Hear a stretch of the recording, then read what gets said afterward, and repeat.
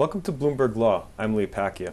Earlier this year, 4 Democratic New York State senators split with their party to form the Independent Democratic Conference. Joining me now to talk about the legislative goals of the group is one of its members, New York State Senator Jeff Klein. Welcome. Pleasure. So let's start off by touching on a story that's been in the news flow for almost 2 years now. We've been all over it. The fiscal challenges facing state governments around the country. It has evolved over time. The story has been that there are tough choices facing regulators and governments all across the nation. What does the picture look like for New York State today? Well, I think this year, we accomplished a lot, and I think we really set New York on the road to recovery. As everyone probably knows, we faced this year a $10 billion budget deficit, which was eliminated without raising taxes and without raising fees. As a matter of fact, we even did away with a tax, the so-called high earner tax, which taxed people who made over $300,000 a year. So I think overall what we did was reduce spending.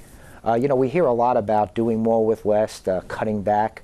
I think we finally did it, and I think we did it in a very, very smart way. No one likes to cut Medicaid. Hospitals rely on it. No one likes to cut education. But what was different about this year, especially on the Medicaid piece, was putting together the Medicaid redesign team. What we finally did was we put the stakeholders in the same room and had them come up with over $2.8 billion in cuts. And it worked. And I think at the end of the day, we're going to see not any less efficient hospitals, but hospitals that are running much better, much more efficiently. And I think this year, we also turned around and solved our deficit woes to some degree for next year. Next year, we were looking at a $13 billion budget deficit. Now all the numbers point to what we did as far as the 2 years' worth of savings, maybe $1.5–2 billion for next year. So if we have an increase in Wall Street monies, which we're expecting, and an upturn in tax revenue, which everyone is talking about, we could start the next fiscal year with a balanced budget. Is there a sense among your colleagues that the worst has passed? I mean, before we used to talk about New York State facing fiscal challenges on the government level, somewhat to the tune that New Jersey, Illinois, California are experiencing. Now I'm getting the sense that it might not be as bad. Well, I don't think we're out of the woods yet. I think we have a lot more to go as far as job creation, retaining jobs, making New York much more business friendly. That's something that the Independent Democratic Conference is going to be working on over the summer. We're planning some listening tours around the state because, quite frankly, I get tired of having small business people tell me about all the regulations that New York puts in their way of earning a profit. So these are the things we finally want to get a handle on, and I'm sure Governor Cuomo is going to want to do the same. I also believe that we can still, I think, cut back a little bit as far as having government run a lot more efficiently. I chair a task force on government efficiency, and we identified over a 3-year period over $1 billion in savings by reducing out-of-control overtime, by taking a good hard look of some of the outsourcing that's done by state agencies, and really making government a lot more efficient. So tell me about the Independent Democratic Conference. You helped set this group up. What is it and how did it come to exist? Well, it started very unofficially, but I think it's had a tremendous impact. It was a very interesting experiment. And what was the issue with Democratic leadership? It was really Democrats who were fed up with the leadership of the Democratic Conference. First of all, if you look at the last election, both nationally as well as in New York State, the voters are angry, and they have every right to be. And I think any politician, any elected official that's worth their salt has to listen to their constituency. And I think the most important thing we needed to do in this legislative session was win back the voters' trust. And I think the Independent Democratic Conference helped to do that. I'm a Democrat, always will be a Democrat. And in election time, I want to elect Democrats. But when the dust settles and the election is over, it's incumbent upon me to govern in a bipartisan fashion. And is that's that the what ultimate goal want. of the group? Is it to Absolutely, increase the it's to standing govern. of the Democratic And Party I in the think legislature? yes, and I think bipartisan government works, and I think we've proved that. Do you see yourselves pairing up with a Republican group in the future? Well, again, all are welcome, and I think we'll be judged by our success. And I think the IDC in the months and years ahead, will actually increase our size because I think most people go into government for the right reasons. People are saying that the IDC was instrumental in getting the same-sex marriage bill passed recently. Particularly was the report that your group wrote on the economic benefits that same-sex marriage would confer on the state. Tell me about this report. How did this come together? The Independent Democratic Conference, one of our major priorities was making sure we passed marriage equality in New York State, and we approached it. All four of us were in favor of it. And I think, we can go ahead and make a very important issue as far as fairness, that a loving couple deserves to have the opportunity to marry. Mm-hmm. We can make a legal argument that marriage is a fundamental right protected by the Constitution. We decided also to make an economic argument, right, and which resonates with everyone. And our report showed that close to $400 million would be generated over the next 3 years when we legalize gay marriage in New York State. Right. How did you come up with those numbers? $400 million is a lot of money. What specifically would go into making that number? Well, the first step was a calculation, on a very conservative calculation on how many gay New Yorkers would get married, and that number is about 25 to 30,000. Then we looked at a number of how many individuals who are close to New York, states that don't recognize same-sex marriage, would come to New York to get married. Altogether, it's about 80,000. People will get married, gay New Yorkers, gay Americans, over the next 3 years.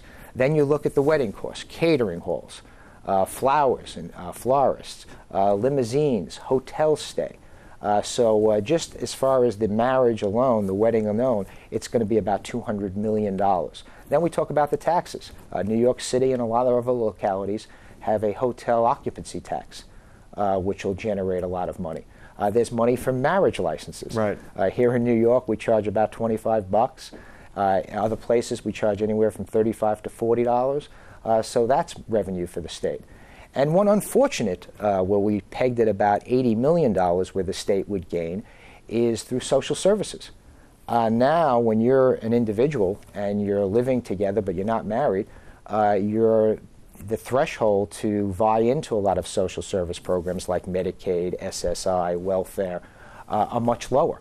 A married couple is now going to increase the income level, and unfortunately, people are going to lose benefits. So we projected that at about $80 million in savings. So altogether, almost $400 million over the next 3 years. You've also been active working on legislation to help ameliorate the foreclosure crisis that's affecting so many New Yorkers. Is there anything unique about homeowners in New York that makes this issue a little bit more particular? Well, we were luckier than some of the other states. And the reason being is that although our real estate market did go down, it didn't go down as much as some places like Florida or Arizona or Ohio. So, our numbers didn't go down, but still a very, very large problem, especially in communities of color that have a disproportionate impact as far as having their homes foreclosed upon. Originally, we saw a lot of foreclosures based on these elaborate subprime products, with these, mortgages that readjust to very high interest rates. That is still a problem, but what we're seeing now is just people losing their jobs, unexpected emergencies. So the legislation that I passed really expanded the number of people who would benefit as far as settlement conferences are concerned. Right now, I think banks are too quick to foreclose, not giving people an opportunity to pay something, to work out a payment scale to keep people in their homes. So I think my legislation has accomplished that, and I think we've seen a lot fewer foreclosures around New York State in the last couple of years. What else would you like to see done? Well, I think one of the issues that I'm working on now and making sure the law is enforced, another piece of legislation that I had signed into law, requires lending institutions to maintain foreclosed properties. As I said, banks are very quick to foreclose, but now when they foreclose and the property is theirs, they need to maintain it. Otherwise, we're going to interfere with our real estate markets, interfere with communities. A study that was done nationally shows that for every foreclosed property on a block, surrounding property values go down anywhere from $10,000 to $15,000 per foreclosed home. So we need to make sure that the banks, now maintain those properties, as any homeowner is required to do under New York State law. The next issue is standing. We're seeing a lot of banks bringing foreclosure actions when I don't believe they have standing. A lot of these mortgage buyouts were very complicated. Who's the servicing lender? Who actually holds the mortgage now? Who has title? There's that major Silverberg decision in New York that says basically MERS can't confer standing. Exactly. There's also a case out of state where Deutsche Bank was foreclosing on a lot of these properties when they weren't the servicing lender and just a trustee. So I think my legislation, which is rather simple, it requires that when you bring a foreclosure action, you have to have a title attached to the foreclosure and give the individual the opportunity to raise the standing argument throughout the foreclosure process. So you guys are out of session for the time being. When you return to Albany in the future, what's going to be on your radar? I think job creation, and I think making New York a lot more business friendly. One of the things we're going to take a good hard look at is all of these business regulations, which really hurt small business. You got to remember something. I think the problem with our economy nationally, as well as in New York, is we're still putting a tremendous burden on small business. Small business is the lifeblood of our economy. And I think if we can alleviate some of those burdens and have small businesses thrive, that's how we're going to create jobs. That's how we're going to get our economy back on track. All right. New York State Senator Jeff Klein, I want to thank you for stopping by today. It was a pleasure. If you'd like to learn more about the issues we just discussed, go check out our offerings on BloombergLaw.com and also on the Bloomberg Terminal. I'm Lee Pacchia. Thanks for watching.